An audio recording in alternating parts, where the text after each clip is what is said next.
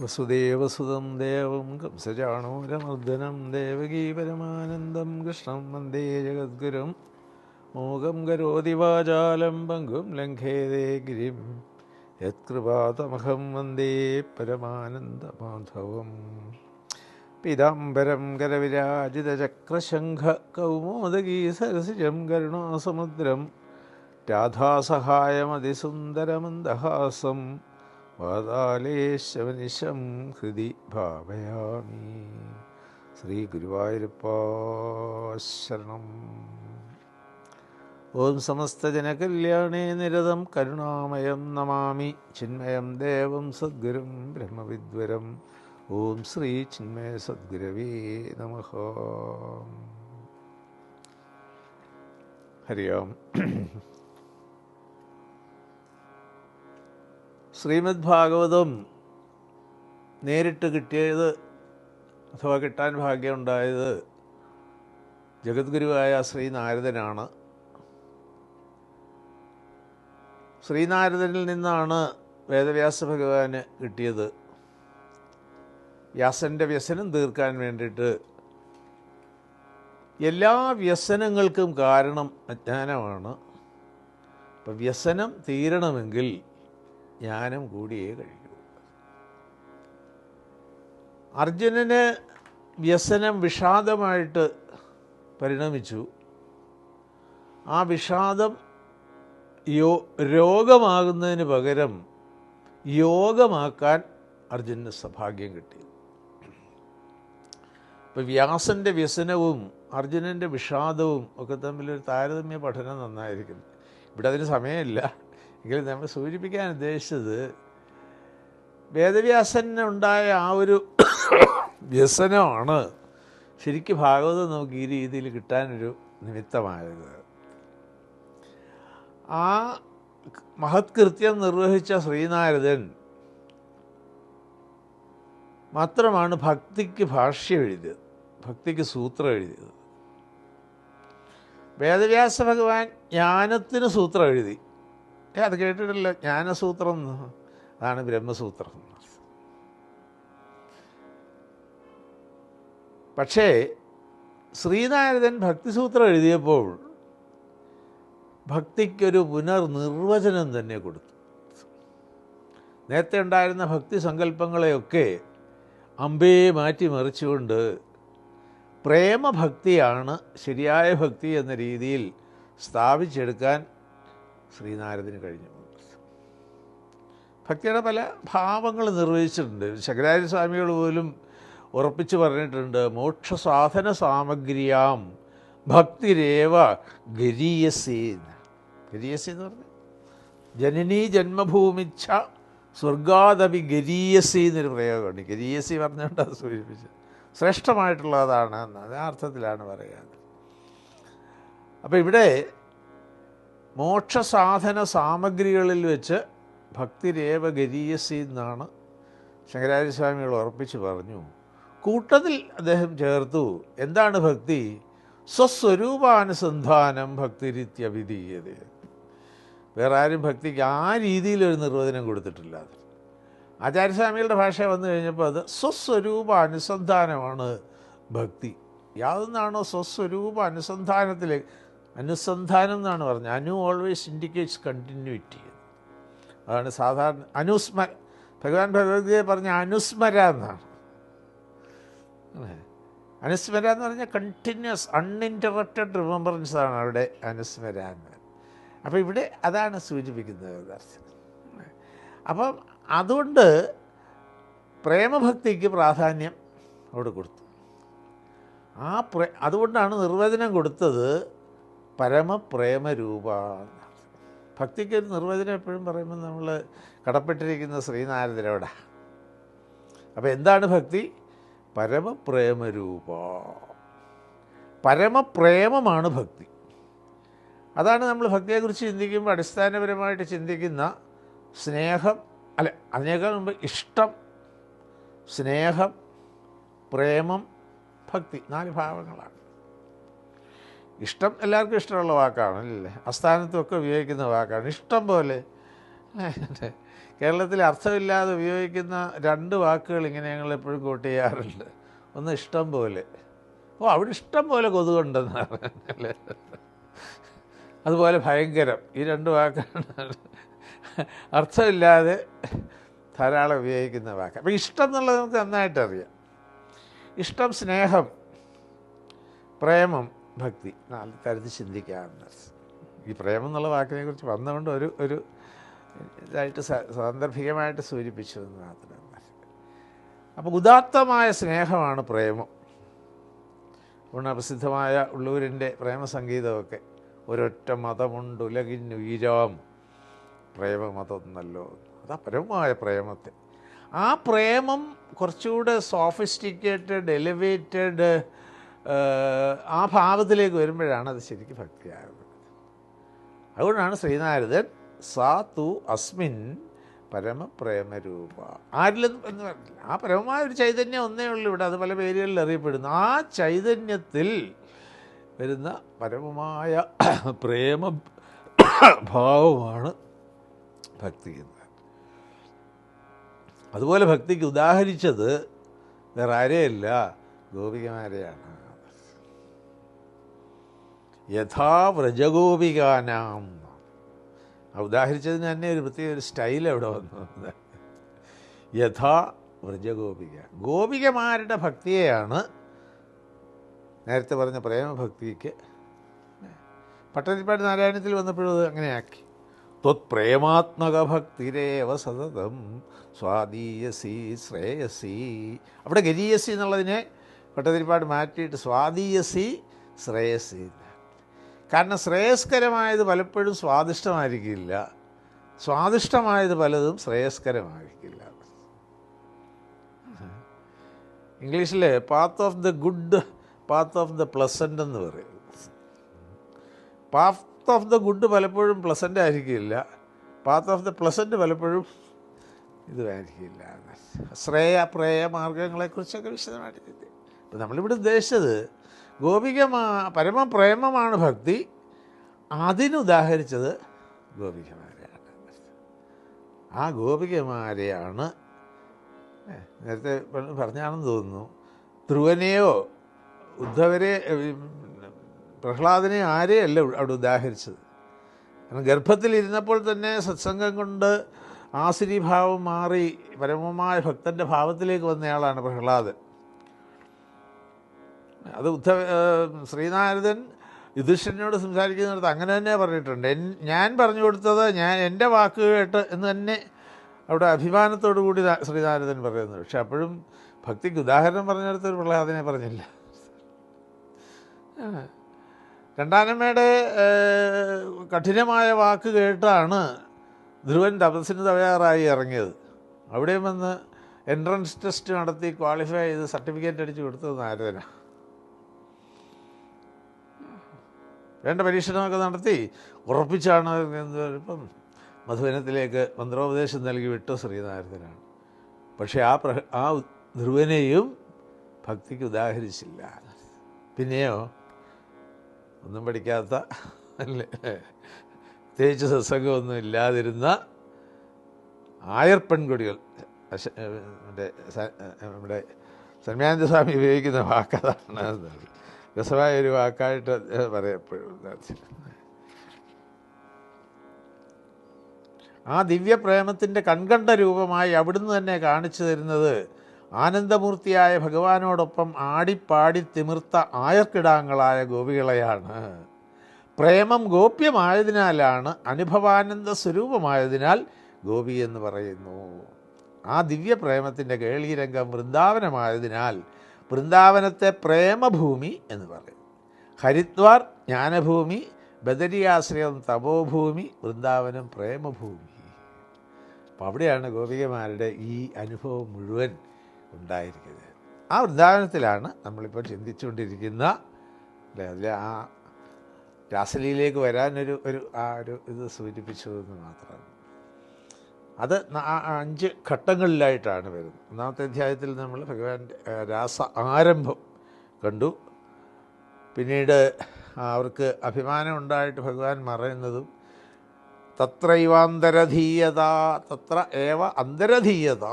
ഭഗവാൻ അവിടെ തന്നെ ഉള്ളിലേക്ക് നമ്മൾ ട്രെയിനിലെ ഇതിൽ പോക്കറ്റ് വെക്കുന്ന അതൊക്കെ അനുസരിച്ചത് എങ്ങനെയാണ് ഈ അന്തരധീയത എന്നുള്ള വാക്കിനെ കാണാൻ കഴിയുക എന്നുള്ളത്. ഏതായാലും അത് കഴിഞ്ഞിട്ട് അവർക്ക് നന്നായിട്ട് പ്രയാസം തോന്നി. അവരിങ്ങനെ ഭഗവാനെ വാഴ്ത്തി സ്തുതിച്ച് അന്വേഷണമൊക്കെ നടത്തി. അന്വേഷിച്ചിട്ടും കണ്ടെത്താതെ വന്നു കഴിഞ്ഞപ്പോൾ അവരെല്ലാവരും കൂടി ഇരുന്ന് ഭഗവാനെ സ്തുതിക്കാനെന്ന് പറയാൻ വയ്യ, തങ്ങളുടെ വിഷാദത്തെ മുഴുവൻ വിലാപഗീതമായിട്ട് അവതരിപ്പിച്ചു. വിഷാദം എന്നുള്ള പറഞ്ഞപ്പോൾ നമ്മൾ അർജുനനുമായിട്ട് ബന്ധപ്പെടുത്തി ചിന്തിച്ചു, വ്യസനം എന്നുള്ള വാക്ക് വെച്ച് വേദവ്യാസ ഭഗവാനുമായിട്ട് ചിന്തിച്ചു. ഇവിടെ അത് ഇത്തിരി ഒന്ന് മാറ്റിയിട്ട് നമ്മൾ ഗോപികമാരുടെ ഭാഷയിൽ വിലാപഗീതമായിട്ട് അവതരിപ്പിച്ചു. അർജുനൻ വിലാപഗീതം അവതരിപ്പിക്കുന്നുണ്ട്, പക്ഷെ അതിന് വിലാപഗീതം എന്നാരും പറയാറില്ല ഭഗവത്ഗീതയിൽ. അർജുന വിഷാദയോഗം എന്നാണ് പറയുന്നത്. കാരണം ആ വിഷാദം രോഗമായിട്ട് പരിണമിക്കാതെ യോഗമായിട്ട് പരിണമിച്ച് ലോകത്തെ ഇന്നും അനുഗ്രഹിച്ചു കൊണ്ടിരിക്കുന്നത് അല്ലേ. ഭഗവത്ഗീത എന്തുകൊണ്ട് ഇന്നും ഇതായിട്ട് വരുന്നു? വിഷാദം യോഗമായിട്ട് പരിണമിക്കാൻ സാധിച്ചു എന്നർത്ഥം. അതുപോലെയാണ് ഗോപികമാരുടെ വിലാപ യോഗം. വേണം അങ്ങനെ ഒരു പേരിടാം. ഇതുവരെ അങ്ങനെ ഒരു പേരിട്ട് കണ്ടിട്ടില്ല എങ്കിലും നമുക്ക് ചിന്തിക്കാം. ഗോപികമാരുടെ വിലാപയോഗം, അതാണ് ഈ 31-ാമത്തെ അധ്യായം. പണ്ടെന്നോ വായിച്ച ഒരു ഇതിൽ കണ്ടത്, ലോക സാഹിത്യത്തിൽ വിലാപഗീതങ്ങളിൽ 1-ാം സ്ഥാനം അലങ്കരിക്കുന്നതാണ് ദശമസ്കന്ധത്തിലെ വിലാപഗീതം. അതാണ് ശരിയായ ആ ഒരു ഗോപികമാരുടെ ആ ഭാവങ്ങളെ, പല ഭാവങ്ങളെ പ്രകടമാക്കുന്ന ഒരു ഇതാണ് ഈ 31-ാമത്തെ അധ്യായത്തിലെ ഭഗവാന്റെ കാരുണ്യം ഉണ്ടാവട്ടെ. ഗോപികമാരെ ഒന്നുകൂടെ നമസ്കരിച്ചുകൊണ്ട് നമുക്ക് ആരംഭിക്കാം. ആരെ പോലെ? ഉദ്ധവരെ പോലെ. വന്ദേ ദന്തവ്രജസ്ത്രീണാം പാദരേണുമഭീഷ്ടശഃ യാസാം ഹരികഥോദ്ഗീതം പുനാദി ഭുവനത്രയം. ഗുരുവായൂരപ്പാ.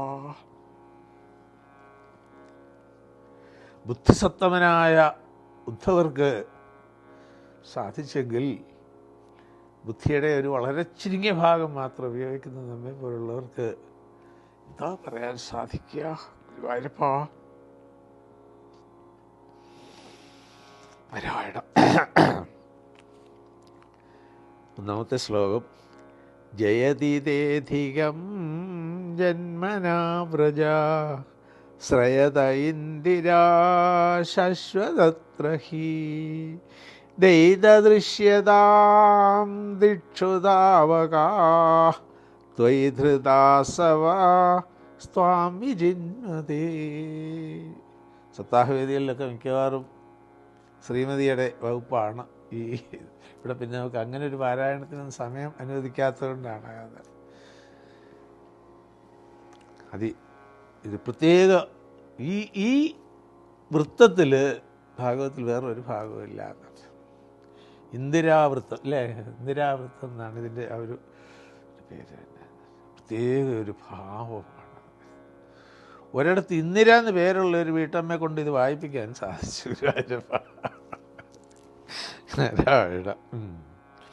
തിരുവനന്തപുരത്ത് തന്നെ ഉറപ്പായിട്ട് അവരാദ്യം തന്നെ പറഞ്ഞു,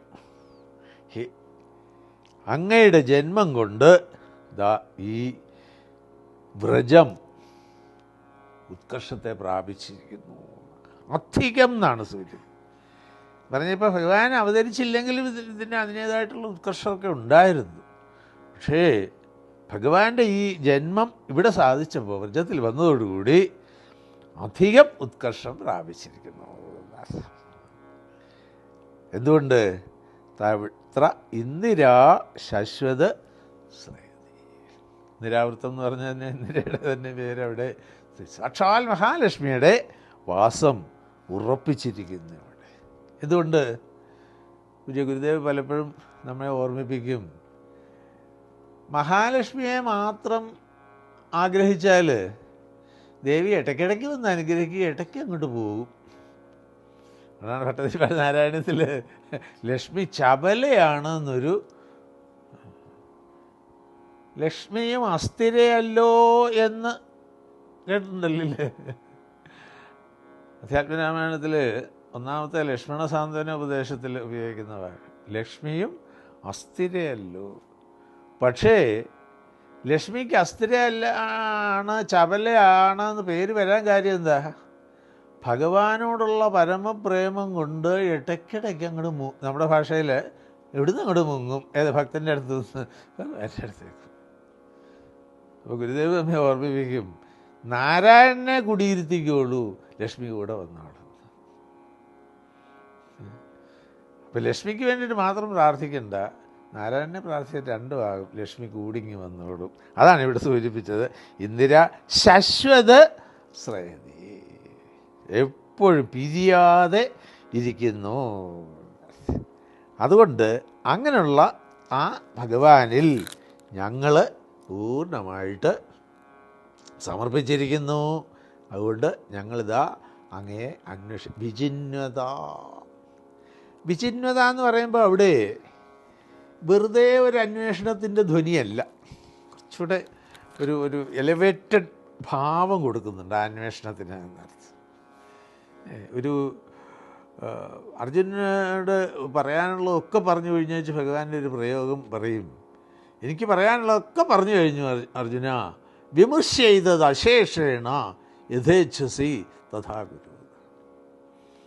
നന്നായിട്ട് ഇതിനെ ചിന്തിച്ച് എൻ്റെ പ്രോസ് ആൻഡ് കോൺസ് ഒക്കെ നോക്കി എല്ലാം ആലോചിച്ചിട്ട് യഥേച്ഛസി തഥാ, ഡു ആസ് യു പ്ലീസ്.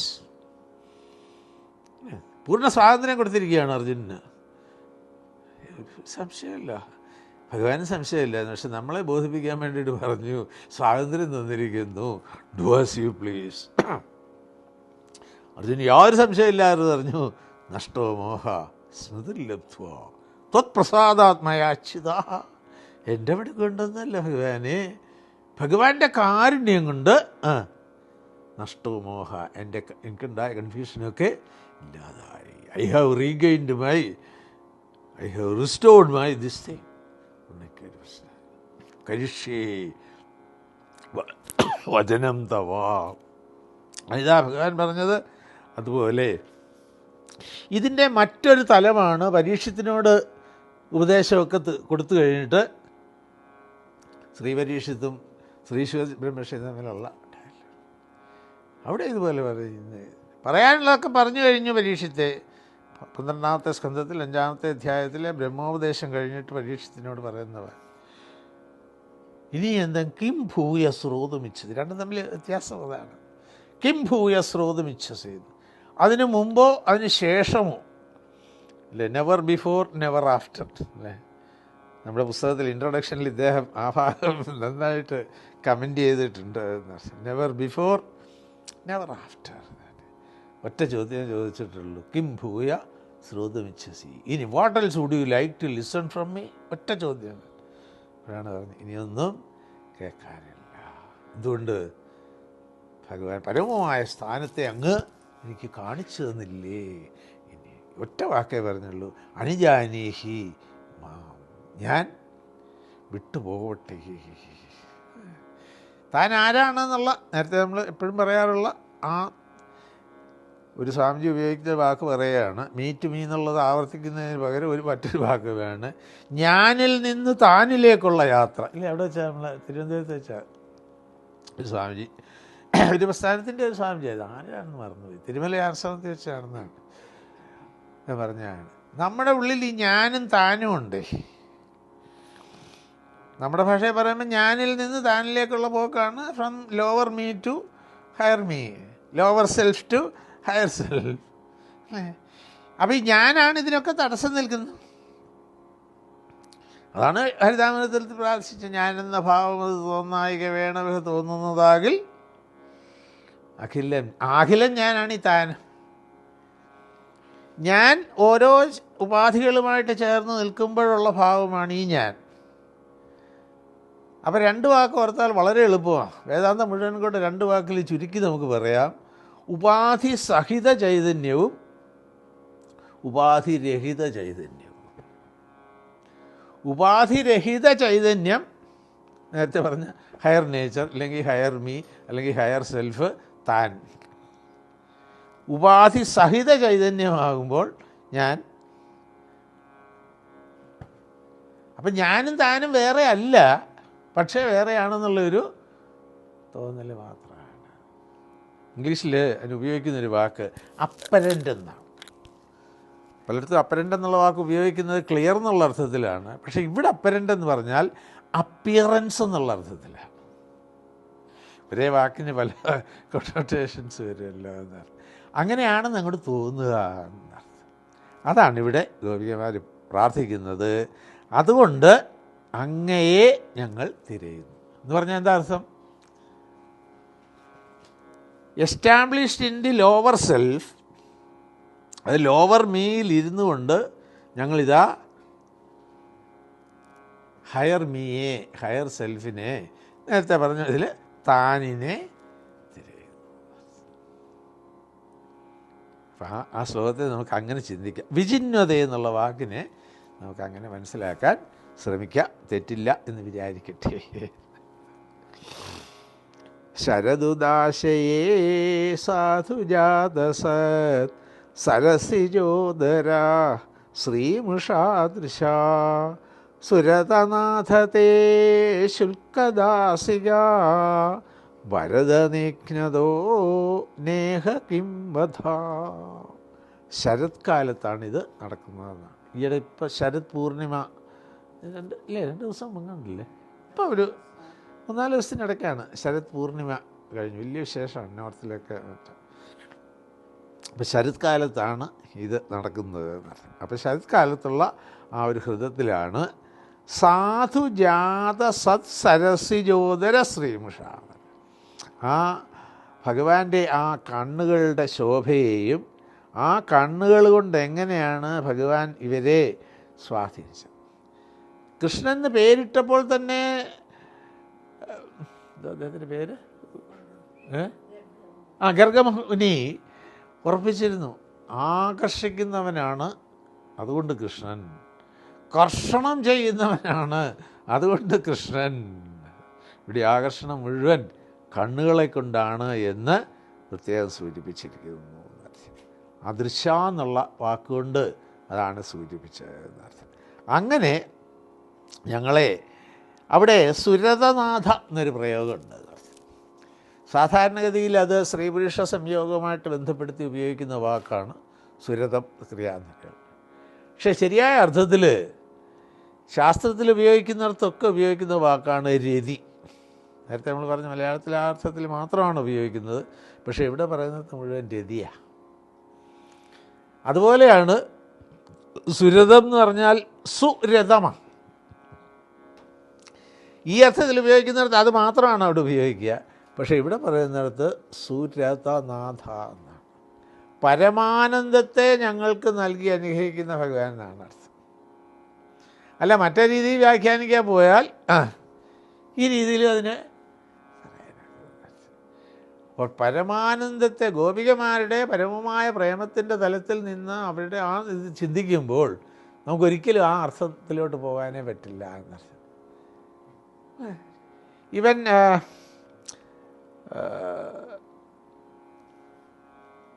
മഹാബലിയെ ചവിട്ടിത്താക്കാൻ വേണ്ടിയിട്ടാണല്ലോ നിങ്ങളുടെ ഭഗവാൻ അവതരിച്ചത്. ബ്രാഹ്മണ മേധാവിത്വം കാണിക്കാതെ ശുദ്ധ്യാസംബന്ധം. എങ്ങോട്ടാണ് വിട്ടത്? സുതലത്തിൽ. സു എന്നുകൊണ്ട് ആവർത്തിച്ചുകൊണ്ട് പറഞ്ഞതാണ്. സുതലത്തിലേക്കാണ് വിട്ടത് എന്ന് പറഞ്ഞാൽ ഇപ്പോൾ അഹങ്കാരപ്രേരിതമായ ചിന്തകളാൽ വാക്കുകളാൽ ഭരിക്കപ്പെടുന്ന ഈ തലത്തിൽ നിന്ന് നല്ലൊരു തലത്തിലേക്ക് ഉയർത്തുകയാണ് ചെയ്തത്. അതുപോലെയാണ് ഈ ചെറിയ തലത്തിലുള്ള ആനന്ദത്തിൻ്റെ തലത്തിൽ നിൽക്കുന്ന ഞങ്ങളെ കുറച്ചുകൂടി ഇതായിട്ടുള്ള ഒരു തലത്തിലേക്ക്, സുരതനാഥൻ എന്നുള്ളതിന് അങ്ങനെ അർത്ഥം എടുത്തു. ഈ വാക്കുകൾ നേരത്തെ പറഞ്ഞ പോലെയാണ്, ആ രീതിയിൽ മനസ്സിലാക്കിയില്ലെങ്കിൽ വരുന്ന ഇതാണ്. അത് പ്രത്യേകം കമൻട്രിയിൽ സൂചിപ്പിക്കുന്നുണ്ട്. ഈ അധ്യായത്തിൽ പറയുന്ന ഓരോ ശ്ലോകവും ഓരോ ഗോപി പറയുന്നതായിട്ട് ധരിക്കണം. വാക്ചാതുര്യമുള്ള ഓരോരുത്തരും ഓരോ വിധം പറയുന്നു എന്നാണ്. അത് ഇനിയും ഇത് കാണും. അടുത്ത നമ്മൾ സമയത്തിൻ്റെ പരിമിതി അറിഞ്ഞുകൂടാ. യുഗളഗീതം എന്ന് പറഞ്ഞിട്ടൊരു ഭാഗത്തിലേക്ക് നമ്മൾ വരുന്നു, 35-ാമത്തെ അധ്യായത്തിലേക്ക്. നേരത്തെ നമ്മൾ പറഞ്ഞ ആദ്യത്തെ ഭാഗത്തും കണ്ടു, 21-ാമത്തെ അധ്യായത്തിൽ ആദ്യ ഭാഗം. അവിടെ നമ്മൾ ഉപയോഗിച്ച വാക്ക് തന്നെ പൂർവാപര സംബന്ധമില്ല എന്നാണ്. പൂർവ്വം എന്ന് പറഞ്ഞാൽ മുമ്പ് പറഞ്ഞത്, അപരം എന്ന് പറഞ്ഞാൽ പിന്നീട് പറയുന്നത്. സാധാരണഗതിയിൽ ഇതിങ്ങനെ കണക്ട് ചെയ്ത് ഒരു തോട്ട് ഫ്ലോ കാണുമല്ലോ. ഇതിൽ അതില്ല എന്നർത്ഥം. അത് നേരത്തെ പറഞ്ഞ ആ ഭാഗത്തിലും അതില്ല, ഇനിയും കാണാൻ പോകുന്ന യുഗളഗീതത്തിലും അതില്ല, ഇവിടെ അതുപോലെ. അതാണ് കമൻറ്റേറ്റർ പ്രത്യേകം സൂചിപ്പിച്ചത്. ഇത് തമ്മിലൊന്നും ബന്ധപ്പെടുത്താനൊന്നും ശ്രമിക്കരുത്, ഓരോരുത്തർ അവരവരുടെ ഭാവത്തിനനുസരിച്ച് പറയുന്നതാണ് എന്ന് സൂചിപ്പിക്കുന്നു. എന്നിട്ട് അവിടെ സുരതനാഥ എന്നുള്ളതുപോലെ ഉപയോഗിച്ച ഒരു വാക്കാണ് വരദ. അഭയ വരദ ഭാവങ്ങളെയാണ് നമ്മുടെ ഈ മൂർത്തികളുടെ നോക്കിയാൽ തന്നെ കാണാമെന്നർത്ഥം. അഭയവും വരദവും ഈ രണ്ട് ഭാവങ്ങളാണ് അഭയ വരദ മുദ്രകൾ എന്ന് സൂചിപ്പിക്കുന്നതാണ്. അതുകൊണ്ടാണ് ഇവിടെ അഭയപ്രദനായ അഭീഷ്ടപ്രദനായ വരദനായ ഭഗവാനെ അങ്ങ് എന്ത് ചെയ്യണം? അശുൽക്കദാസികാഹ നിജ്ഞത വധ ന കിം. അങ്ങ് ഇപ്പം ചെയ്തിരിക്കുന്നത് എന്താണ്? ശുൽക്കം എന്ന് പറഞ്ഞാൽ ഫീസ് എന്നാണ്. നിശുൽക്കം എന്ന് പറഞ്ഞാൽ വിത്തൗട്ട് ഫ്രീ, അതായത് ഫ്രീ ആയിട്ട് എന്നുള്ളതിനകത്ത്. അശുൽക്കദാസിക എന്ന് പറഞ്ഞാൽ ഞങ്ങൾ അങ്ങോട്ട് പ്രേമം തരാം, ഇങ്ങോട്ട് ഞങ്ങൾക്ക് അനുഗ്രഹം തരൂ, ഇല്ലെങ്കിൽ എന്തെങ്കിലും ഞങ്ങളെ സൂചിപ്പിക്കുക, അങ്ങനെ പറയുന്നത്. അതുകൊണ്ട് ഞങ്ങൾ അശുൽക്കദാസികളാണ്. കാരണം ശരിയായ ആ പ്രേമത്തിന് അത് നമ്മൾ പ്രഹ്ലാദൻ്റെ സ്തുതിയിലേക്കൂടെ പോയെങ്കിലേ അത് മനസ്സിലാവുകയുള്ളൂ.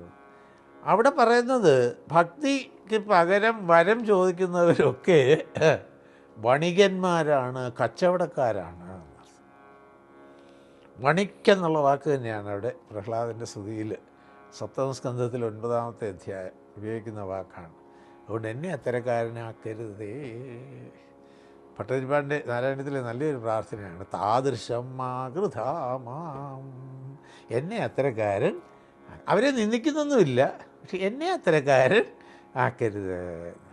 അതാണ് ഇവിടെ അശുൽക്കദാസിക എന്നുള്ള വാക്ക് നമുക്കതുമായിട്ട് ചേർത്ത് വെച്ച് വായിക്കാം. അപ്പോൾ പകരം എന്തെങ്കിലും പ്രതീക്ഷിച്ചുകൊണ്ടല്ല ഞങ്ങൾ ചെയ്യുന്നത്, പ്രതിഫലമേ പ്രതീക്ഷിക്കുന്നില്ല. ദാസ്യഭാവം, അവിടെ ദാസിക നമ്മൾ നേരത്തെ പലതവണ ചർച്ച ചെയ്ത ഭാഗമാണ്. ദാസ്യഭക്തിയുടെ പ്രാധാന്യം.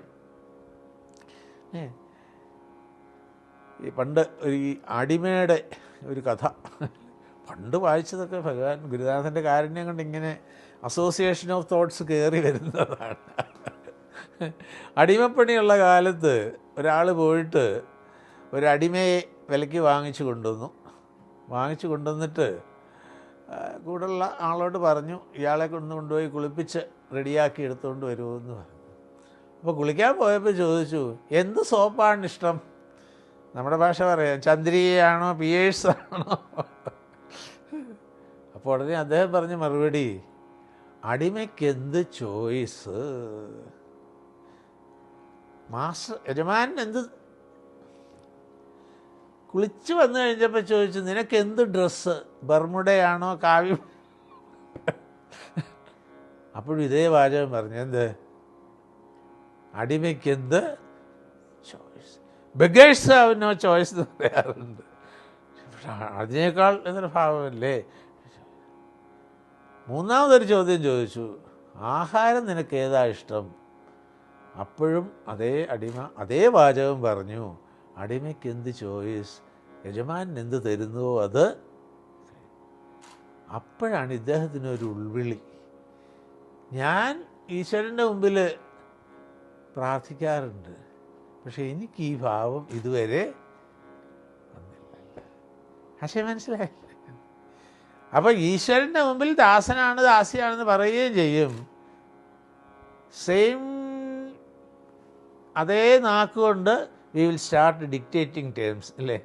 അങ്ങനെ വേണം, 15-ാം തീയതി വയ്ക്കുമ്പോൾ വീട് തീരണം, 17-ാം തീയതി വയ്ക്കുമ്പോൾ നമ്മുടെ കല്യാണം. ഓ ആലോചിച്ച് നോക്കൂ. അതുകൊണ്ടാണ് പ്രഹ്ലാദൻ പറഞ്ഞത്, എന്നെ അത്തരക്കാരൻ ഭക്തി അങ്ങോട്ട് തരാം അല്ലേ. ഏവം പ്രലോഭ്യമാനോവി എന്നാണ് ഭാഗവത്തിലെ പ്രയോഗം. ഭഗവാൻ അങ്ങോട്ട് പറയുന്നു, എന്തു വരന്തവ വേണ്ടത് ചൊൽക നീ. കിളിപ്പാട്ട് ഭാഗവത്തിലെ ലൈന, എന്ത് വരം ചോദിച്ചോളൂ, ഞാൻ നല്ലൊരു മൂഡിലായി.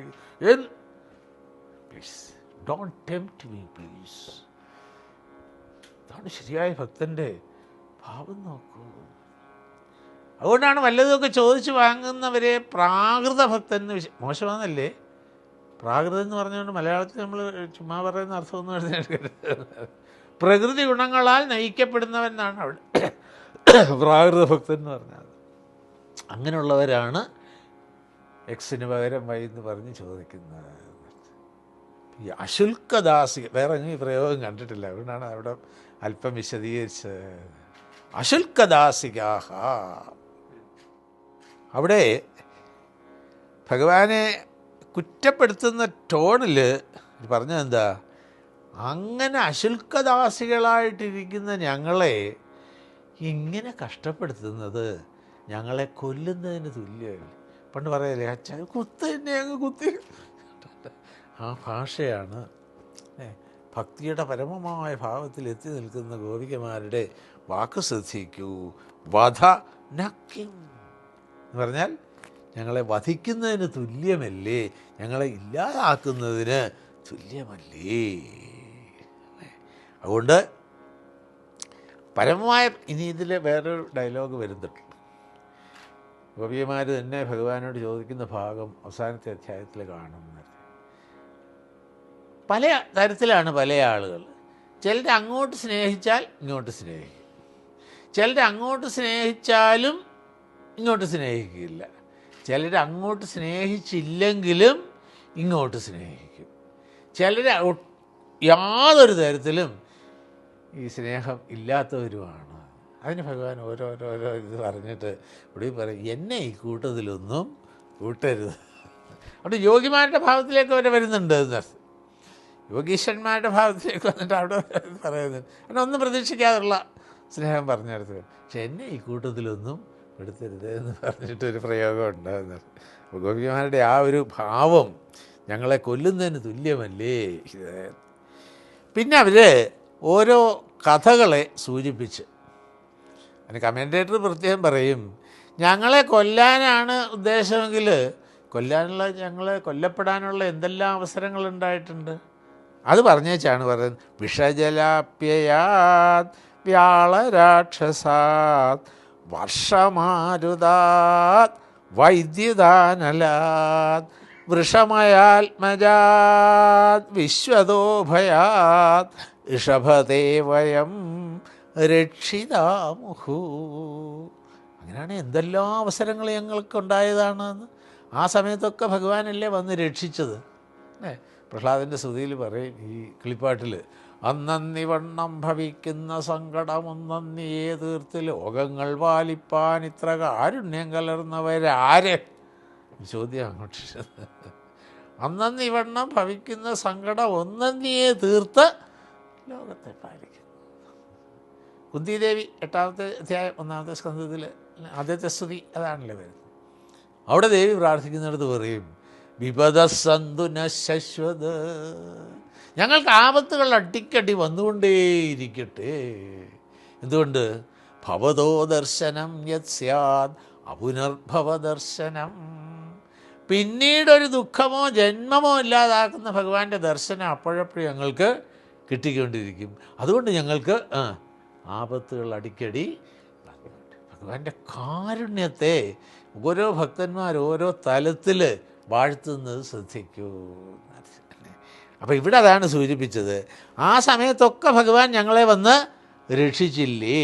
അതാണ് വിഷജലാപ്യയാത്. വിഷജല കാളിന്തി കഥയിൽ. കാരണം അവിടെ ഗോപന്മാർ വന്ന് അവിടെ നിന്ന് വെള്ളം കുടിച്ച് മരിച്ചു വീഴുന്നു എന്ന് തന്നെയാണ് സൂചിപ്പിക്കുന്നത്. അത് കണ്ടിട്ടാണ് ഭഗവാൻ വന്നിട്ട്. പണ്ട് സ്കൂളിൽ പഠിച്ചത്, ഞങ്ങളൊക്കെ കാലത്ത് പഠിച്ചിട്ടുണ്ട്. ആറ്റിയിലേക്ക് അച്യുത ചാടല്ലേ ചാടല്ലേ, കാട്ടിലെ പൊയ്കയിൽ പോയി നീന്താം. അതാണ് നേരെ അവിടെ ഒരു കടമ്പ് മരം നിൽപ്പുണ്ട്, അത് ഇട്ടിട്ട് കയറി അങ്ങോട്ട് ചാടാൻ തുടങ്ങുക. ആദ്യം നിൽക്കുമ്പോൾ പറയുന്നതായിട്ട് വള്ളത്തോൾ എഴുതിയ ഭാഷയാണ്. ആറ്റിലേക്ക് അച്യുത ചാടല്ലേ ചാടല്ലേ, കാളിന്തി തനിയിലേക്ക് ചാടാൻ തുടങ്ങാൻ. അവിടെ ഈ കടമ്പ് മരം മാത്രം അങ്ങനെ നിന്നു, ബാക്കി മരങ്ങൾ മുഴുവൻ വിഷത്തിൻ്റെ ഇതിൽ ഉണങ്ങിപ്പോയി. അതിന് ആ കഥയെ അവിടെ പറഞ്ഞു കൊടുക്കും. അമ്മയെ ദാസ്യത്തിൽ നിന്ന് മോചിപ്പിക്കാൻ വേണ്ടിയിട്ട് ഒരു പന്തയം വെച്ചത് അനുസരിച്ച് മകൻ വൈനതയൻ ഗരുഡൻ പോയിട്ട് അമൃത കലശം കൊണ്ടുവരും. അമൃത കലശം കൊണ്ട് എടുത്തുകൊണ്ട് വരുന്ന വഴിക്ക് ഈ കടമ്പ് വൃക്ഷത്തിലൊന്ന് വിശ്രമിച്ചു. ഒരു തുള്ളി അതിൽ നിന്ന് ലീക്ക് ചെയ്തു. അത് ആ കടമ്പ് മരത്തിൽ വീണുകൊണ്ടാണ് അത് മാത്രം ഉണങ്ങാതെ അവിടെ.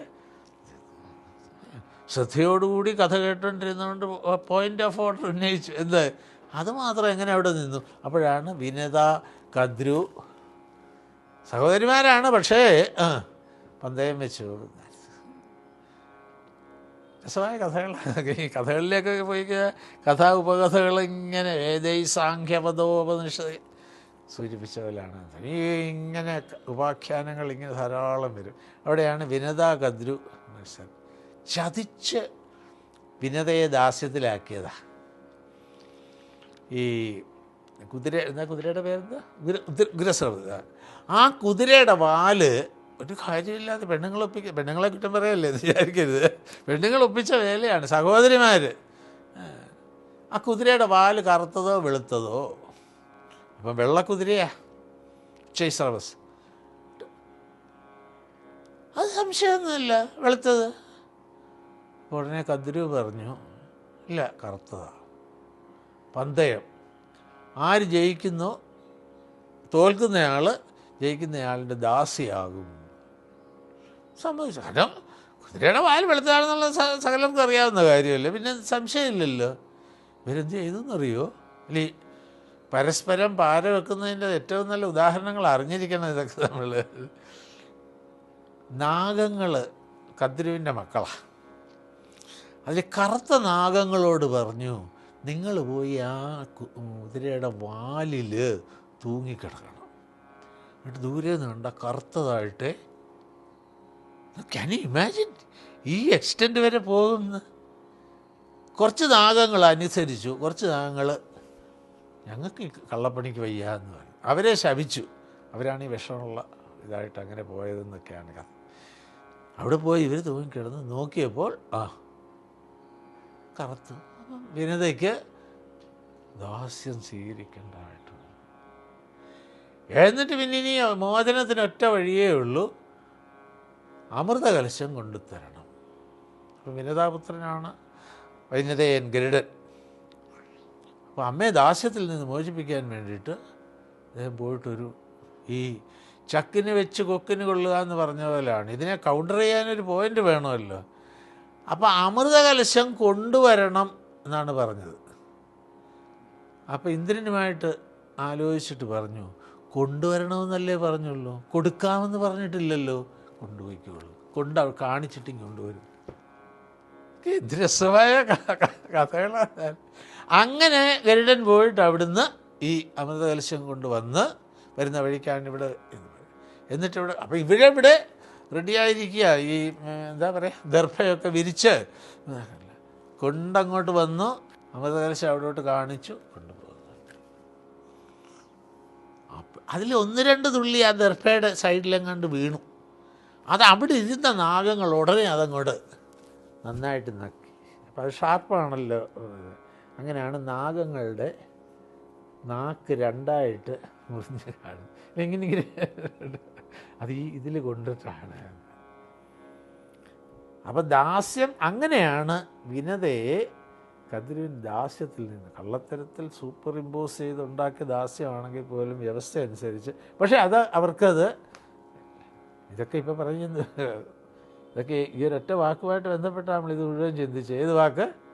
അശുൽക്കദാസിക. അപ്പം അങ്ങനെയുള്ള കാളിയനിൽ നിന്ന് ഞങ്ങളെ രക്ഷിച്ചില്ലേ, അപ്പം ഞങ്ങളെ കൊല്ലാനാണ് ഉദ്ദേശമെങ്കിൽ എന്തിനാ അന്ന് രക്ഷിക്കാൻ പോയത്? കാളികൻ്റെ ഇത് വെച്ച് ഞങ്ങൾ ജാഗമില്ലായിരുന്നു. അങ്ങനെ ഓരോന്നായിട്ട് ചിന്തിക്കുകയാണ്. അപ്പോഴോ പിന്നെയോ വ്യാള രാക്ഷസാത്, എത്രയോ രാക്ഷസന്മാർ വന്ന് ഞങ്ങളെ അവിടെ നിന്നൊക്കെ ഞങ്ങളെ രക്ഷപ്പെടുത്തിയില്ലേ. പിന്നെയോ വർഷമാരുതാത്, ഇന്ദ്രന് നേരത്തെ പറഞ്ഞില്ലേ, ഇന്ദ്രായ മന്യം ജനയൻ, ഇന്ദ്രന് കോപം ദൃഷ്ടിക്കാൻ വേണ്ടിയിട്ട് ഭഗവാൻ ചെയ്തതാണ്. അപ്പോൾ ഭയങ്കരമായ മഴ പെയ്യിച്ച് വ്രജത്തെ മുഴുവൻ മുക്കിയില്ലേ. അപ്പോൾ ആ സമയത്ത് ഭഗവാൻ ഞങ്ങളെ രക്ഷിച്ചില്ലേ. പിന്നെ ഭയങ്കരമായ ഇടിമിന്നൽ, ഇടിമിന്നൽ, അതിൽ നിന്ന് ഞങ്ങളെ രക്ഷിച്ചില്ലേ. പിന്നെ അസുരന്മാരിൽ നിന്ന് വത്സാസുരൻ, വ്യോമാസുരനൊക്കെ അവസാനം വരുന്ന ഭാഗത്ത് വരുന്നതാണ് വ്യോമാസുരൻ്റെ ഒക്കെ. എന്നാൽ ഗോപികമാരെയൊക്കെ പിടിച്ച് കൊണ്ടുപോയി ഒരു ഗുഹയ്ക്കകത്തിട്ട് അടച്ചു വെക്കുക, ഇതായിരുന്നു അയാളുടെ. ഞങ്ങൾ വൃന്ദാവനത്തിൽ ഇങ്ങനെ സഞ്ചരിച്ച് കുറേ ഏതാണ്ട് 4ാമത്തെ 5ാമത്തെ 8ാമത്തെ തവണ പോകുമ്പോഴാണ് ഈ വ്യോമാസുരൻ്റെ ഗുഹ കാണാനിടയിൽ. ഇപ്പോഴും ഉണ്ട് ഇതൊക്കെ എന്നറിച്ചാണ്. അവിടെ കുറേ മലയിൽ മേളിലൊക്കെ കയറണം ഇപ്പോഴും. എപ്പോഴാണ് അങ്ങനെ കൊണ്ട് അടക്കിയ അയാളുടെ പെണ്ണ്. അങ്ങനെ വ്യോമാസുരനെ വധിച്ചില്ലേ, ഞങ്ങളെ രക്ഷിച്ചില്ലേ. ഇങ്ങനെയൊക്കെ ഞങ്ങളെ രക്ഷിച്ച ഭഗവാൻ ഇപ്പോഴെന്താ ചെയ്യുന്നത്? അവിടെ ഋഷഭ എന്ന് ഭഗവാനെ അഡ്രസ്സ് ചെയ്യുന്നുണ്ട്. ഋഷഭ ശബ്ദത്തിന് നമ്മൾ ഭാഗവതം പഠിക്കുമ്പോൾ പെട്ടെന്ന് ഓർമ്മ വരുന്നത് ഋഷഭാവതാരം. പ്രിയവ്രതൻ ആ പരമ്പര പറയുന്നിടത്ത് പ്രിയവ്രതനിൽ നിന്ന് നാഭിയിൽ നിന്ന് ആഗ്നീധ്രനിൽ നിന്ന് ഋഷഭൻ, അത് ഭഗവാന്റെ അംശാവതാരമായിട്ടാണ് വെച്ചിരിക്കുന്നത്. പക്ഷെ അവിടെ തന്നെ ഭഗവാൻ പറയുന്നിടത്ത് ഋഷഭൻ എന്നുള്ള വാക്കിൻ്റെ അർത്ഥം തന്നെ ശ്രേഷ്ഠൻ എന്നാണ്. അപ്പോൾ ഇവിടെ ശ്രേഷ്ഠൻ എന്നുള്ള അഡ്രസ്സ് ഇതിലാണ് ഭഗവാനെ ഇവിടെ ഋഷഭദേവയം രക്ഷിതാമുഹു. ഇങ്ങനെ പല തവണ ഞങ്ങൾക്ക് വന്ന അപകടങ്ങളിൽ നിന്നൊക്കെ ഭഗവാൻ ഞങ്ങളെ രക്ഷിച്ചില്ലേ. അങ്ങനെ ഞങ്ങളെ രക്ഷിച്ച ഭഗവാൻ ഇപ്പോൾ ഇങ്ങനെ ഉപേക്ഷിച്ച് പോയത് ശരിയാണോ എന്ന് ഭഗവാനോട് ചോദിക്കുന്ന ഭാഗം അടുത്തതാണ്. നേരത്തെ നമ്മളൊരിക്കലും അനുസ്മരിച്ചതാണ്. നഖലു ഗോപികാനന്ദനോ ഭവാൻ അഖിലദേഹിനാമന്തരാത്മദൃക് വിഘനസാർത്ഥിതോ വിശ്വഗുപ്തയേ സഖൗദേവാൻ സാത്വതാം കുലേ. ഇപ്പം ഞങ്ങൾക്ക് ബോധ്യമായി ആരാ അങ്ങ്? ഗോപികാനന്ദനൻ മാത്രമൊന്നുമല്ല, പിന്നെ ആരാ? അഖിലദേഹിനാം അന്തരാത്മദൃക്. ഇതാണ് പരമമായ അറിവെന്ന് പറയുന്നത്. ഇതാണ് രാമായണത്തിൽ പറയാം, പരമമുപദേശമില്ലിതിന്മീതേയൊന്നും. ഇതിനപ്പുറം ഒരു ഉപദേശം പറയാനില്ല. വേദാന്തത്തിൻ്റെ സം ആൻഡ് സബ്സ്റ്റൻസാണ് ഞങ്ങളുടെ ഒരൊറ്റ വാക്കിൽ സൂചിപ്പിച്ചത്. സനാതനധർമ്മത്തിൽ ആരാ ഈശ്വരൻ, എന്താണ് ഈശ്വരൻ തത്വം എന്ന് ചോദിച്ചാൽ ഇതാണ്. അഖിലദേഹിനാം അന്തരാത്മദൃക്. ആ വാക്ക് ശ്രദ്ധിക്കുക. ദൃക്ക് എന്ന് പറഞ്ഞാൽ കാണുന്നവൻ എന്നാണ് അർത്ഥം. ദൃശ്യം കാണപ്പെടുന്നത്, ദൃക്ക് കാണുന്നവൻ. ദൃക്ക് എല്ലാവരിലും ഒന്നാ. കാരണം എല്ലാവരിലും ജീവനുള്ളതുകൊണ്ടാണ് മനസ്സ് പ്രവർത്തിക്കുന്നത്. മനസ്സ് പ്രവർത്തിക്കുന്നതുകൊണ്ടാണ് ഇന്ദ്രിയങ്ങൾക്ക് പ്രവർത്തനമുള്ളത്. കാരണം കാണാനും കേൾക്കാനും ഒക്കെ ഉപകരണം മാത്രമാണ് കണ്ണും കാതും. ശരിയായ കരണം മനസ്സാണ്. അതാണ് ഉപകരണം എന്നുള്ളതിന് വാക്കിൻ്റെ അർത്ഥം തന്നെ അതാണ്. ശരിയായ ഇൻസ്ട്രുമെൻ്റ് എന്ന് പറയുന്നത് മനസ്സാണ്. പക്ഷേ അത് ത്രൂ ആയതുകൊണ്ട് അതിനെ ഉപകരണം എന്ന് സൂചിപ്പിക്കും. അപ്പോൾ ആ ജീവൻ എന്ന് പറഞ്ഞാൽ എന്താണ്? എല്ലാവരിലുമുള്ള ആ ചൈതന്യം തന്നെയാണ്. അതൊരിക്കലും മാറുന്നില്ല, അതൊന്നേ ഉള്ളൂ. ആ അഖില ദേഹിനാം അന്തരാത്മ ദൃക്. ദൃക്ക് എപ്പോഴും സാക്ഷിയാണ്. കാരണം ദൃക്ക്, ഈ ബോധമാണ് ദൃക്കായിട്ട് കാണുന്നത്. അതാണ് ദൃശ്യ വിവേകം പ്രസിദ്ധമായ. അത് ചിജ്ജട ചിന്തനം എന്നുള്ള രീതിയിലാണ് ശ്രീനാരായണ ഗുരുദേവൻ എഴുതിയിരിക്കുന്നത്. ശങ്കരാചാര്യസ്വാമികളത് ദൃശ്യ വിവേകം. ഈ വിവേകം ഉണ്ടാകണം എന്ന്. നമുക്ക് പലപ്പോഴും ഇത് തമ്മിൽ കൺഫ്യൂഷൻ ഉണ്ടാകുന്നത്. ദൃക്കിനെ പലപ്പോഴും നമ്മൾ ദൃശ്യമായിട്ട് തെറ്റിദ്ധരിക്കും. ദൃക്കിന് അനുഭവവേദ്യമാകുന്നതാണ് ദൃശ്യം. ദൃശ്യങ്ങൾ മാറിക്കൊണ്ടേയിരിക്കും, ദൃക്ക് മാറാതെയിരിക്കും. ഇത് ശ്രീനാരായണ ഗുരുദേവൻ്റെ കവിതകളിൽ ഇത് പലയിടത്തും വരുന്നതാണ്. നിന്നിൽ അസ്പന്ദമായിടും എന്ന് പറയുന്നത് ഈ ദൃക്കിനെയാണ് അവിടെ സൂചിപ്പിക്കുന്നത് എന്നർത്ഥം. അപ്പോൾ ഇവിടെ ആരാ ഭഗവാൻ? ഇപ്പം ഞങ്ങൾക്ക് മനസ്സിലായി, നഖലു ഗോപികാനന്ദൻ. ഇത്രയും കാലം ഞങ്ങൾ ധരിച്ചിരുന്നത് ഗോപികാനന്ദനായിട്ടാണ്. പക്ഷെ ഇപ്പം ഞങ്ങൾ ബോധ്യമായി, ഗോപികാനന്ദനൻ മാത്രമല്ല ഭഗവാൻ, പിന്നെയോ അഖില ദേഹിനാം അന്തരാത്മ ദൃക്. അവിടെ അഖില ദേഹിന എന്നുള്ളതിനാണ് പരമമായ പ്രാധാന്യം വരുന്നത്. ജന്മത്തിൻ്റെയോ ഏതെങ്കിലും ഒരടിസ്ഥാനത്തിൽ ഇത് മാറുന്നേയില്ല. കാലദേശങ്ങൾക്കനുസരിച്ചോ ജന്മത്തിൻ്റെ ഉച്ചനീചഭാവങ്ങളോ ഒന്നും ഇതിനെ ബാധിക്കുന്നതില്ല. എല്ലാ ജീവികളിലും നേരത്തെ നമ്മൾ ഉപയോഗിച്ച വാചകം യൂണിസെല്ലുലർ അമീബ മുതൽ, ശാസ്ത്രത്തിൽ ഉപയോഗിക്കുന്ന വാക്ക് ആബ്രഹ്മ പിപീലികാന്തം എന്ന. ബ്രഹ്മദേവൻ മുതൽ പിപീലിക എന്ന് പറഞ്ഞ എറുമ്പിനെയാണ് സൂചിപ്പിക്കുന്നത്. ഒരു എറുമ്പ് വരെ. അത് നമ്മൾ കുറച്ചുകൂടെ സട്ടിലിറ്റി കൊണ്ടുവരാൻ വേണ്ടിയിട്ടാണ് യൂണിസെല്ലുലർ അമീബ മുതൽ നിന്ന് സൂചിപ്പിക്കാൻ കാരണം അതാണ്. അതിലൊക്കെ ജീവൻ്റെ തുടിപ്പായിട്ട് സ്പന്ദിക്കുന്നതായിട്ട് വരുന്നത് ഒരേ ചൈതന്യം, ഒരേ ബോധമാണ്. അപ്പം ആ അഖില ദേഹിനാം അന്തരാത്മദൃക്ക എന്നുള്ളതാണ് അവിടെ വളരെ ഇതായിട്ടുള്ള ഒരു പ്രയോഗം. എന്നിട്ട് അങ്ങനെയുള്ള ആ ഭഗവാൻ ഇപ്പം ഈ രൂപം വന്നതെന്താ? അത് പ്രത്യേകം സൂചിപ്പിക്കുന്നു. വിഘനസാർത്ഥിതോ വിശ്വഗുപ്തയേ, ബ്രഹ്മദേവനെയാണ് അവിടെ സൂചിപ്പിക്കുന്നത്. വിഘനസ ആർത്ഥിതോ, ബ്രഹ്മാദികളൊക്കെ കൂടെ പ്രാർത്ഥിച്ചു. കൃഷ്ണാവതാരത്തിന് മുമ്പുള്ള അല്ലെങ്കിൽ രാമാവതാരത്തിന് മുമ്പൊക്കെ ഉള്ളതാണ് അത് അല്ലേ. ഭൂഭാരം വർദ്ധിച്ചപ്പോൾ ഭഗവാൻ ഉറപ്പായിട്ട് പറഞ്ഞിട്ടുണ്ട് 4-ാം അധ്യായം ഭഗവത്ഗീതയിൽ. എപ്പോഴാണ് താൻ അവതരിക്കുന്നത്? പ്രസിദ്ധമായ ശ്ലോകം യഥാ ഹി ധർമ്മസ്യ. അങ്ങനെ അവതാരത്തിൻ്റെ സമയമായി ബ്രഹ്മദേവൻ്റെ അടുത്ത് ഭൂമിദേവി എന്ന് പരാതി പറഞ്ഞു. അപ്പോൾ അവരെല്ലാവരും കൂടെ ചെന്ന് ക്ഷീരസാഗരത്തിൻ്റെ അവിടെ ചെന്ന് പുരുഷസൂക്തം ചൊല്ലി ഭഗവാനെ സ്തുതിച്ചു എന്നും ഭഗവാൻ പ്രത്യക്ഷപ്പെട്ടു എന്നൊക്കെയാണ്. അതാണ് ഇവിടെ സൂചിപ്പിച്ച വിഘനസ അർത്ഥിത. വിഘനസ ബ്രഹ്മാവിനാൽ അർത്ഥിത, പ്രാർത്ഥിക്കപ്പെട്ടത്. പ്രകർഷേണ അർത്ഥിക്കുമ്പോഴാണത് പ്രാർത്ഥനയാകുന്നത്. അതുകൊണ്ടാണ് എന്തെങ്കിലും വേണം വേണം തരണം തരണം എന്നൊക്കെ ചോദിക്കുന്നതിനെ ഒന്നും പ്രാർത്ഥനയായിട്ട് നമ്മൾ കണക്കാക്കിയിട്ടില്ല. പിന്നെ അതൊക്കെ എന്താ? അർത്ഥനയാണ്. ഇത് തമ്മിൽ ഡിസ്റ്റിങ്വിഷ് ചെയ്യാൻ നമ്മൾ പഠിക്കണം.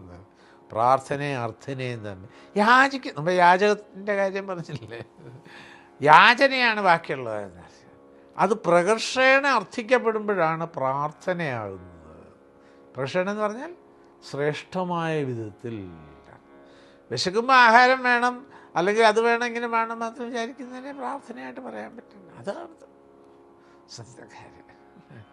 അതുകൊണ്ട് വിഘനസ പ്രാർത്ഥിത എന്നെടുത്ത അവിടെ പ്രാർത്ഥിക്കപ്പെട്ടു. അതുകൊണ്ട് എന്ത് ചെയ്തു? എന്തിനു വേണ്ടിയിട്ടത്? വിശ്വഗുപ്തയെ, ബ്രഹ്മദേവൻ്റെ ഒരു പ്രത്യേക കാര്യസാധ്യത്തിന് വേണ്ടിയിട്ടല്ല പ്രാർത്ഥിച്ചത്. പിന്നെ വിശ്വഗുപ്തയെ, ലോകത്തിന് മുഴുവൻ നന്മ ചെയ്യാൻ വേണ്ടിയിട്ടാണ്. അപ്പോൾ കൃഷ്ണാവതാരം എന്തിനാണ്? വിശ്വഗുപ്തയെ പരിത്രാണായ സാധൂനാം വിനാശായ ദുഷ്കൃതാം. അങ്ങനെ ലോകത്തിൻ്റെ ധർമ്മരക്ഷയ്ക്ക്, അതാണ് പ്രധാനമായിട്ടത്.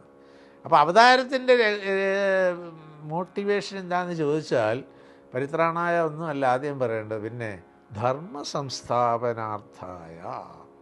ധർമ്മ സംസ്ഥാപനത്തിൻ്റെ ഭാഗമായിട്ട് ഇൻസിഡൻ്റൽ ആൻഡ് ആൻസിലറി ആയിട്ട് സംഭവിക്കുന്നതാണ് പരിത്രാണായ സാധുവിന വിനാശായ ദുഷ്കൃതം. അപ്പോൾ അവതാരം എന്തിനു വേണ്ടിയിട്ടാണെന്ന് ചോദിച്ചാൽ ഒറ്റ ഉത്തരവേ ഉള്ളൂ, ധർമ്മ സംസ്ഥാപനാർത്ഥായ. പലപ്പോഴും നമ്മൾ തെറ്റിച്ച് പറയുന്ന ആൻസറായി. അതാണ് പല അവതാരങ്ങൾ. ശ്രീരാമാവതാരത്തിലൊക്കെ സ്പഷ്ടമായിട്ട് പറയും. ബാലി ചോദിക്കും, മറിഞ്ഞു നിന്ന് എന്നെ കൊന്നിട്ട് വല്ല കാര്യമുണ്ടോ? വാനരമാംസം അഭക്ഷ്യമല്ലേ, എന്തിനാണിത്? അവിടെ സൂചിപ്പിക്കും ധർമ്മ സംരക്ഷണമാണ്. അതുകൊണ്ട് വിശ്വഗുപ്തയെ സാത്വതാം കുലേ ഉദയവാൻ. അവിടെ സാത്വതാം കുലേ എന്ന് പറഞ്ഞാൽ യാദവ വംശത്തെയാണ് സൂചിപ്പിക്കുന്നത്. സാത്വത വംശം, സാത്വതം എന്ന് പറഞ്ഞൊരു തന്ത്രം തന്നെയുണ്ട്. നാരദൻ്റെ ഇതിൽ വരുന്ന പല തന്ത്രങ്ങളുള്ളതിലൊന്നാണ് സാത്വത തന്ത്രം. ഇവിടെ സാത്വത എന്ന് ഉദ്ദേശിച്ചത് ഈ യാദവന്മാരെയാണ്. അത് വൃഷ്ണി, അന്ധക, മാധവ, ഇങ്ങനെ ഒരു കുറേ ഒരു ഗ്രൂപ്പുണ്ട്. എല്ലാം കൂടെ ചേർത്താണ് യാദവ വംശം എന്ന് സൂചിപ്പിക്കുന്നത്. അതാണ് ഇവിടെ സൂചിപ്പിച്ചത്. അപ്പോൾ അങ്ങനെയാണ് ഭഗവാൻ ഇവിടെ അവതരിച്ചത്. അപ്പോൾ ഭഗവാന്റെ ആ പരമമായ രഹസ്യത്തെ അവിടെ സൂചിപ്പിച്ചു കഴിഞ്ഞു. ഒന്ന്, എന്താ പരമമായ രഹസ്യം? സമസ്ത ചരാചരങ്ങളിലും ആത്മസ്വരൂപേണ വ്യാപിച്ചിരിക്കുന്ന ചൈതന്യമാണ് ഭഗവാൻ. ഇതാണ് വേദത്തിൻ്റെ പരമമായ സാരം. ഇതാണ് നേരത്തെ നമ്മൾ പറഞ്ഞു രഹസ്യം എന്നുള്ള വാക്കിനെ കുറിച്ച് പറഞ്ഞില്ലേ. ഇവിടെ രഹസ്യം എന്ന് പറഞ്ഞാൽ ആരും ആരോടും പറയരുതെന്നല്ല അർത്ഥം. ഇത് പെട്ടെന്ന് ഗ്രഹിക്കാൻ സാധിക്കില്ല ഒരാളിൻ്റെ. അത് ബ്രഹ്മനിഷ്ഠനായ ഒരു ഗുരുവിൻ്റെ വാക്കുകളിൽ കൂടി മാത്രമേ ഇത് ഗ്രഹിക്കാൻ സാധിക്കൂ. അതുകൊണ്ടൊക്കെയാണ് ഇതിനെ അല്ലേ 9-ാം അധ്യായം ഭഗവത്ഗീത ആരംഭിക്കുന്നത് തന്നെ ഇദം തുതേ ഗുഹ്യതമം. ഗുഹ്യം എന്ന് പറഞ്ഞാൽ സീക്രട്ട്. തെറ്റായ ഒരു ഇംഗ്ലീഷ് ഗ്രാമർ ഉപയോഗിക്കാമെങ്കിൽ സീക്രട്ട്, സീക്രട്ടർ, സീക്രട്ടസ്റ്റ് എന്ന് പറഞ്ഞാൽ എങ്ങനെ ഇരിക്കും? ആ സീക്രട്ടസ്റ്റ് എന്ന് പറയാമെങ്കിൽ അതാണ് ഗുഹ്യതമം എന്ന് ഉദ്ദേശിച്ചത്. സാധാരണ ഇതൊന്നുമല്ല. പിന്നെ തരം, തമം 2 ഡിഗ്രിയെ സൂചിപ്പിക്കുന്നതാണ്. കമ്പാരിറ്റീവ് ഡിഗ്രി, സൂപ്പർലേറ്റീവ് ഡിഗ്രിയെ സൂചിപ്പിക്കുന്നതാണ് തരം. ശ്രേഷ്ഠം, ശ്രേഷ്ഠതരം, ശ്രേഷ്ഠതമം, ഗുഡ്, ബെറ്റർ, ബെസ്റ്റ് പറയുന്നത് പോലെ. അതാണ് ഇവിടെ ഉപയോഗിച്ച വാക്ക്. അതുകൊണ്ട് ഭഗവാന്റെ അവതാരം എന്തിനു വേണ്ടിയിട്ടാണെന്ന് ഞങ്ങൾക്ക് മനസ്സിലായി. അപ്പോൾ വേദത്തിൻ്റെ പരമമായ താല്പര്യം, ജ്ഞാനകാണ്ഡമായ ഉപനിഷത്തിൻ്റെ പരമമായ താല്പര്യം ഇവിടെ സൂചിപ്പിക്കപ്പെട്ടു കഴിഞ്ഞു. അത് തങ്ങൾക്ക് ബോധ്യമായി എന്ന് ഗോപികമാർ ഉറപ്പിച്ച് പറയുന്ന ശ്ലോകമാണ്. ഈ ശ്ലോകത്തിൻ്റെ പ്രത്യേകത പലപ്പോഴും ഉദ്ധരിക്കപ്പെടുന്നതും അതുകൊണ്ട് തന്നെയാണ്.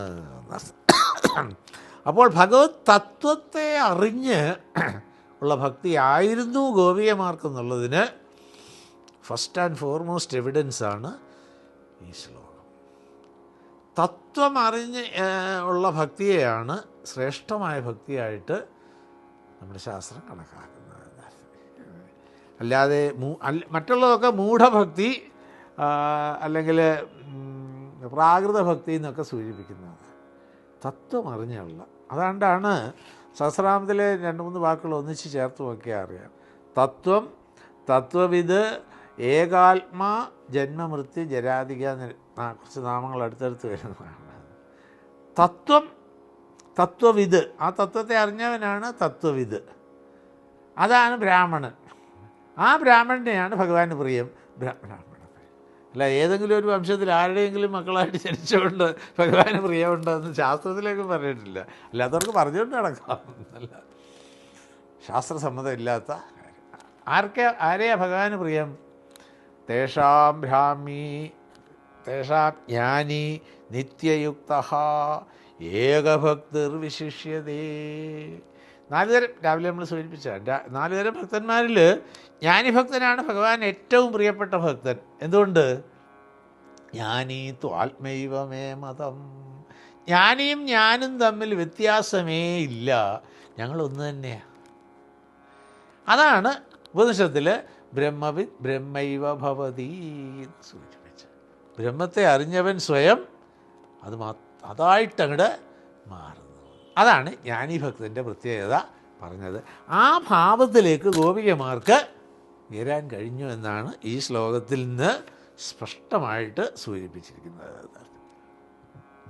അപ്പോൾ ഇവിടെ കമൻട്രേറ്റർ പണ്ഡിറ്റ് പ്രത്യേകം സൂചിപ്പിക്കുന്നുണ്ട്, ഇത് അവരുടെ ഈ അശുൽക്കദാസിക എന്ന ആ പ്രയോഗവും ദാസ്യം എന്നതും ഒക്കെ ചേർത്ത് വെച്ച് സൂചിപ്പിക്കുന്നതാണ്. ദാസ്യം, സഖ്യം, ആത്മനിവേദനം, ഇതെല്ലാം ആ ഗോപികമാർക്ക് സാധ്യമായിരുന്നുവെന്ന്, പ്രത്യേകിച്ച് അവസാനത്തെ ആ 3 ഭാഗങ്ങൾ ദാസ്യം, സഖ്യം, ആത്മനിവേദനം, അത് സാധിക്കാൻ ഭാഗ്യം കിട്ടിയവരായിരുന്നു ഗോപികമാർ എന്ന് കമൻറ്റേറ്റർ പ്രത്യേകം സൂചിപ്പിക്കുന്നു.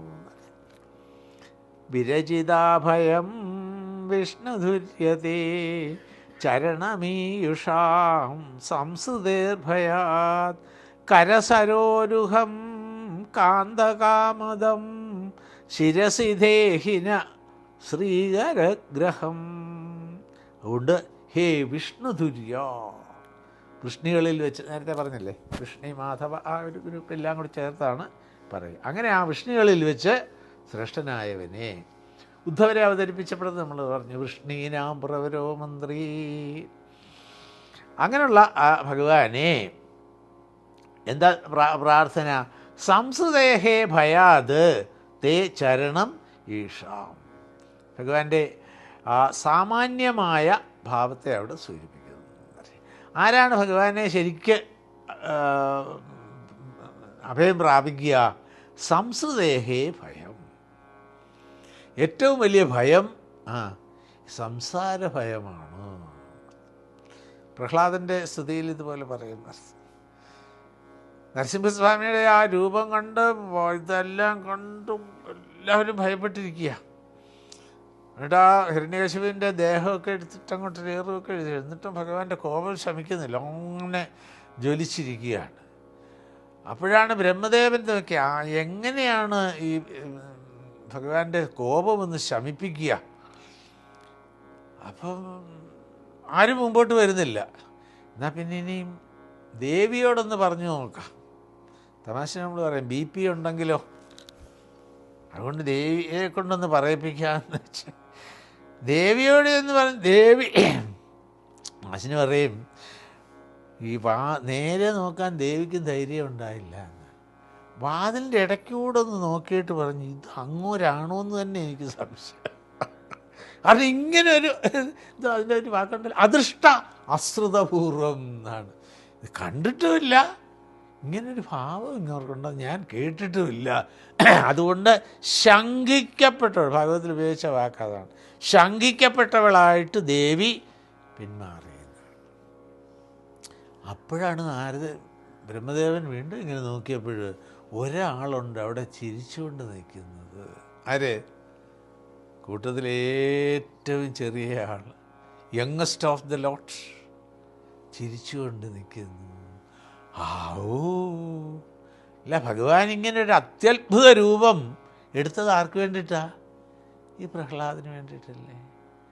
പ്രഹ്ലാദനാണെങ്കിൽ അങ്ങോട്ടൊന്ന് പോകണമെന്നുണ്ട്, ഭഗവാനെ ഒന്ന് നമസ്കരിക്കണമെന്നുണ്ട്, പേടിയില്ല, പറയുന്നുണ്ട്. അത് പറയാൻ വേണ്ടിയിട്ടാണ് നമ്മളിതിലേക്ക് വന്നത്.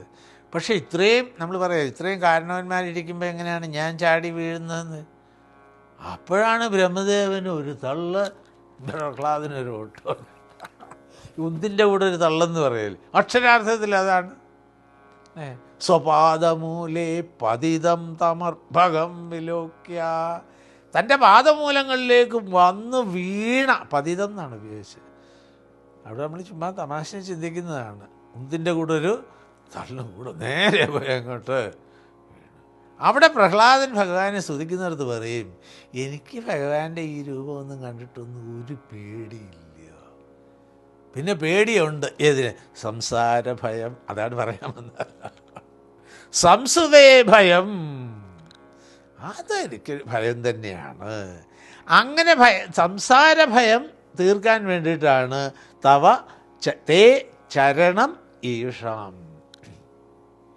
അപ്പോൾ ഭഗവാനെ ശരിക്കും ആശ്രയിക്കേണ്ടത് സംസാര ഘോര വിഷം, സംസാര സാഗരേ എന്ന് പറഞ്ഞിട്ട് പ്രാർത്ഥിക്കുമല്ലോ.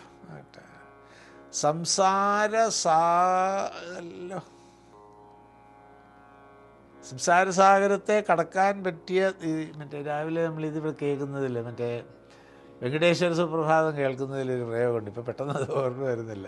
അതായത് സംസാരസാഗരം കടക്കാനുള്ള ഏറ്റവും നല്ല തോണി ഭഗവാന്റെ പാദങ്ങളെ ആശ്രയിക്കുകയാണ് അർത്ഥം. അതാണിവിടെ. അങ്ങനെയുള്ള ഒരു ഭഗവാനെ എൻ്റെ പാദങ്ങളെ ആശ്രയിച്ചിട്ട് അപ്പോൾ അവർക്ക് എന്താ കിട്ടുന്ന ഫലം? വിരചിതാഭയം. അവർക്ക് ഭഗവാൻ അഭയം നൽകുന്നു എന്ന് പറഞ്ഞാൽ എന്താ അർത്ഥം? സൂക്ഷ്മമായിട്ട് ചിന്തിക്കുമ്പോൾ സംസാര ദുഃഖത്തിന് കാരണമായ അജ്ഞാനത്തെ ഭഗവാൻ പൂർണ്ണമാക്കി ഇല്ലാതാക്കി തരുന്നു. അഥവാ ഭഗവത് ദർശനത്തോടു കൂടി നേരത്തെ ഇത് കയറിനെ പാമ്പായിട്ട് തെറ്റിദ്ധരിച്ചത് കൊണ്ടാണല്ലോ ഭയമൊക്കെ ഉണ്ടായത്. ഇത് കയറ് അത് മാറണമെങ്കിൽ എന്ത് വേണം? വീണ്ടും വീണ്ടും പാമ്പിനെക്കുറിച്ച് ചർച്ച ചെയ്തുകൊണ്ട് പാമ്പിൻ്റെ മറ്റേ സുവോളജിക്കൽ ഇത് മുഴുവൻ പഠിച്ചുകൊണ്ട് കാര്യമില്ല. പിന്നെന്ത് വേണം? ഇതെന്നും കയറ് മാത്രമായിരുന്നു, ഇതിലൊരിക്കലും പാമ്പ് ഉണ്ടായിട്ടേ ഇല്ല എന്ന് ബോധ്യപ്പെടണം. ആർക്ക് ബോധ്യപ്പെടണം? പറയുന്നവർക്കല്ല, പാമ്പിനെ കണ്ടവർക്ക് ബോധ്യപ്പെടണം. അപ്പോഴാണ് വിരചിത ഭയം. അപ്പോൾ ഭഗവാനെ ആശ്രയിക്കുന്നത് ജ്ഞാനപ്രാപ്തിക്കായിരിക്കണം എന്നുള്ള സൂക്ഷ്മമായ സന്ദേശത്തെയാണ് ഇതിൽ സൂചിപ്പിക്കുന്നത്.